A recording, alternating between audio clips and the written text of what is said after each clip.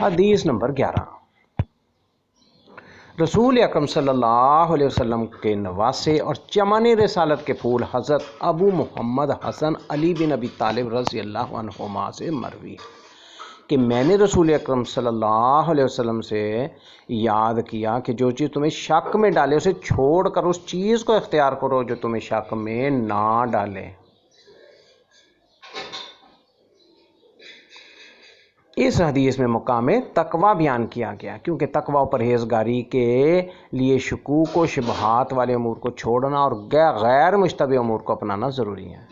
اسی بات کو ایک دوسری حدیث شریف میں تقوی قرار دیتے ہوئے تعلیم دی گئی ہے کہ حلال و حرام واضح ہیں لیکن کچھ امور مشتبہ ہیں۔ جو آدمی مشتبہات سے اجتناب کرتا ہے، جو شک والے امور ہیں ان سے پرہیز کرتا بچتا ہے، وہ اپنے دین اور عزت کو محفوظ کر لیتا ہے۔ لہٰذا ضروری ہے کہ اعتقاد سے لے کر اخلاق و اعمال تک ہر جگہ یقین، پختہ اعتماد، یقین کی راہ اختیار کی جائے۔ حدیث نمبر 12۔ حضرت ابو ہریرہ رضی اللہ عنہ سے مروی ہے کہ رسول اکرم صلی اللہ علیہ وسلم نے فرمایا، انسان کے اسلم خوبی بے مقصد کام کو چھوڑ دینا۔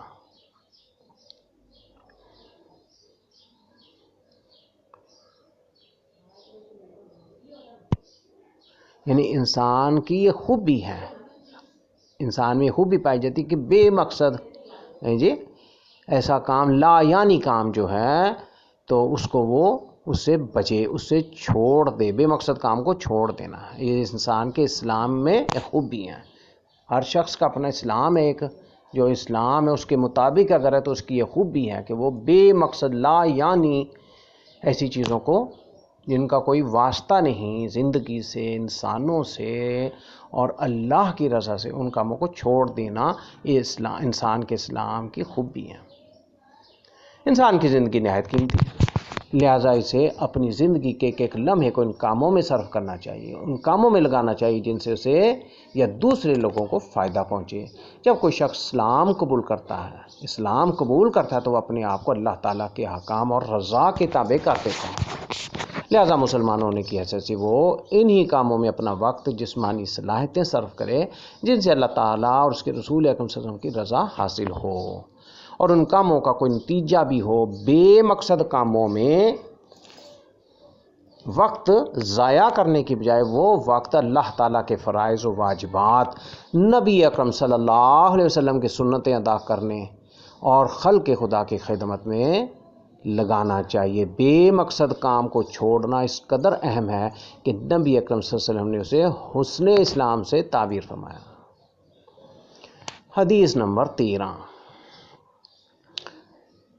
حضرت ابو حمزہ انس بن مالک رضی اللہ عنہ نبی اکرم صلی اللہ علیہ وسلم سے روایت کرتے ہیں، آپ نے فرمایا، تم میں سے کوئی کامل مسلمان نہیں ہو سکتا یہاں تک کہ وہ اپنے مسلمان بھائی کے لیے وہ چیز پسند کرے جو اپنے لیے پسند کرتا ہے۔ یہ حدیث تزکیہ نفس اور اصلاح معاشرہ کے سلسلے میں ایک جامع حدیث ہے، کیونکہ اس حدیث شریف میں دی گئی تعلیم پر عمل کرنے سے ہر مسلمان دوسرے مسلمان بھائی کے بارے میں وہی کچھ چاہے گا جو اپنے لیے پسند کرتا ہے، اور جو بات اسے اپنے بارے میں اچھی نہ لگتی ہو دوسروں کے لیے بھی پسند نہ ہوگی۔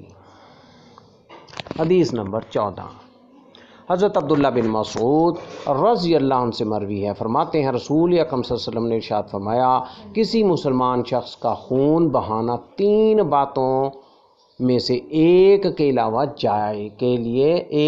جائز نہیں: شادی شدہ زانی، جان کے بدلے جان قصاص، اور اپنے دین کو چھوڑنے والا، اور جماعت سے الگ ہونے والا۔ دین کو چھوڑنے والا یعنی جماعت سے الگ ہونے والا۔ ان 3 کے علاوہ کسی کا خون بہانا جائز نہیں: شادی شدہ زانی، جان کے بدلے جان یعنی جس کی قصاص کے طور پر جس کو قتل کیا جائے، اور اپنے دین کو چھوڑنے والا ان جماعت سے الگ جو ہونے والا ہو، دین محمدی صلی اللہ علیہ وسلم، دین اسلام کو چھوڑنے والا، ان کے بارے میں فرمایا گیا۔ مسلمان کی جان بہت ہی قیمتی ہے، کیونکہ اس کی زندگی اللہ تعالیٰ کی اطاعت، دین اسلام کی خدمت اور مخلوق خدا کی بھلائی کے لیے وقف ہوتی ہے، یا کم از کم اس کی امید ہوتی ہے، لہٰذا اس کی حفاظت ضروری ہے۔ اس لیے کسی مسلمان کو قتل کرنا جائز نہیں، البتہ 3 صورتوں میں اسے قتل کیا جا سکتا ہے۔ نمبر 1، جبکہ وہ شادی شدہ ہونے کے باوجود زنا کا مرتکب ہو۔ نمبر 2، جو مسلمان کسی دوسرے شخص کو قتل کرے تو قصاص کے بدلے میں اسے قتل کیا جائے گا۔ نمبر 3، جو شخص اللہ تعالیٰ کے پسندیدہ دین اسلام کو چھوڑ کر ملت اسلامیہ سے الگ اختیار راستہ کرے اور معاذ اللہ مرتد ہو جائے تو وہ اس لائق ہے کہ اس کے ناپاک وجود سے زمین کو پاک کر دیا جائے، کیونکہ اس کا یہ عمل دین اسلام کی حقانیت کے خلاف ایک سازش ہے۔ حدیث نمبر 15، حضرت ابو ہریرہ رضی اللہ عنہ سے روایت ہے، بے شک رسول اکرم صلی اللہ علیہ وسلم نے فرمایا، جو شخص اللہ تعالیٰ اور آخرت کے دن پر ایمان رکھتا ہے اسے چاہیے کہ اچھی بات کہے یا خاموش رہے، اور جو شخص اللہ تعالیٰ اور آخرت کے دن پر ایمان رکھتا ہے اسے چاہیے کہ اپنے پڑوسی کی عزت کرے، اور جو شخص اللہ تعالیٰ اور آخرت کے دن پر ایمان رکھتا ہے اسے چاہیے اپنے مہمان کی عزت کرنا چاہیے۔ حدیث نمبر 16، حضرت ابو ہریرہ رضی اللہ عنہ سے مروی ہے کہ ایک شخص نے نبی اکرم صلی اللہ علیہ وسلم کی خدمت میں حاضر ہو کر عرض کیا، مجھے نصیحت فرمائیے۔ آپ نے فرمایا، غصہ نہ کھاؤ۔ اس نے کئی بار دہرایا، آپ نے فرمایا غصہ نہ کرو۔ حدیث نمبر 17،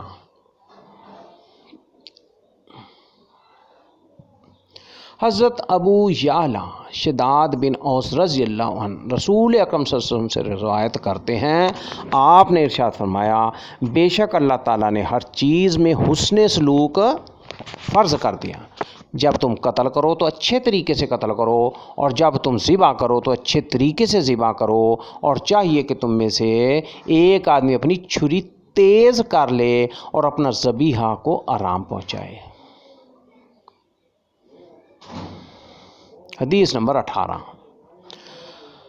حضرت ابو ذر جندب بن جنادہ اور حضرت ابو عبد الرحمن معاذ بن جبل رضی اللہ عنہما نبی اکرم صلی اللہ علیہ وسلم سے روایت کرتے ہیں، آپ نے ارشاد فرمایا، جہاں بھی ہو اللہ تعالیٰ سے ڈرو، برائی کے بعد نیکی کرو، وہ اسے مٹا دے گی، اور لوگوں سے اچھا سلوک کرو۔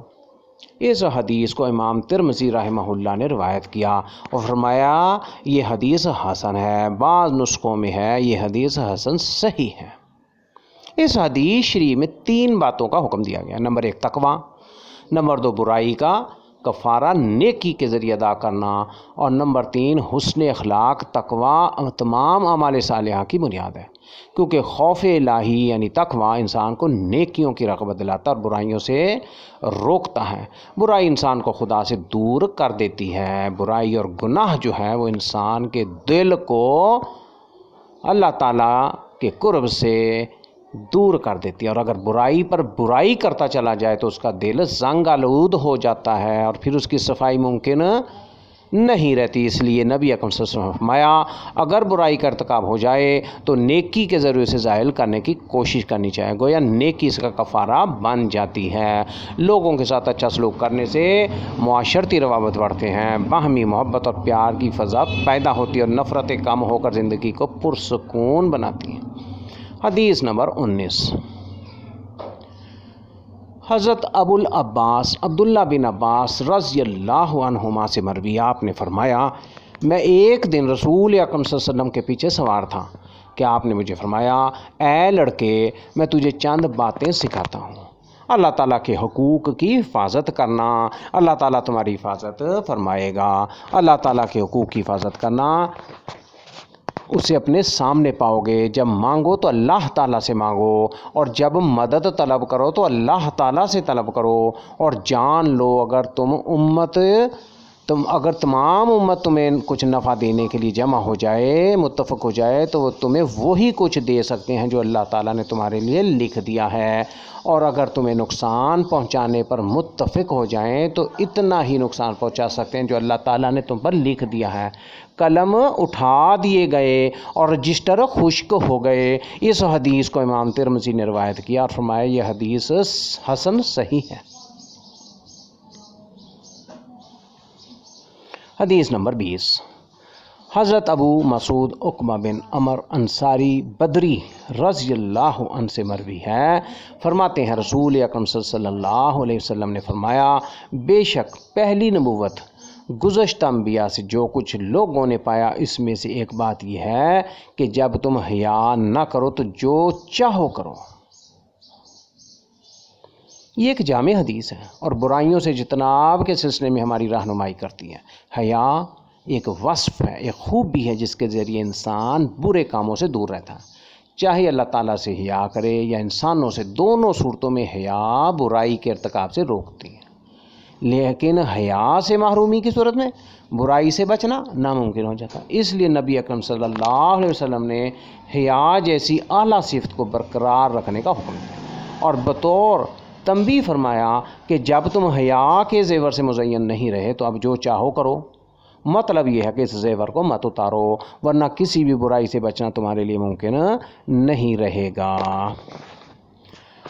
اللہ تعالیٰ سمجھنے کی توفیق عطا فرمائے اور ان احادیث کو صحیح طور پر سمجھ کر ان پر عمل کرنے والا ہمیں بنائے اور اپنے قرب اور اپنے ثواب، اجر و ثواب کا ذریعہ بنائے اور اللہ تعالیٰ راضی ہو، ہم سے راضی ہو۔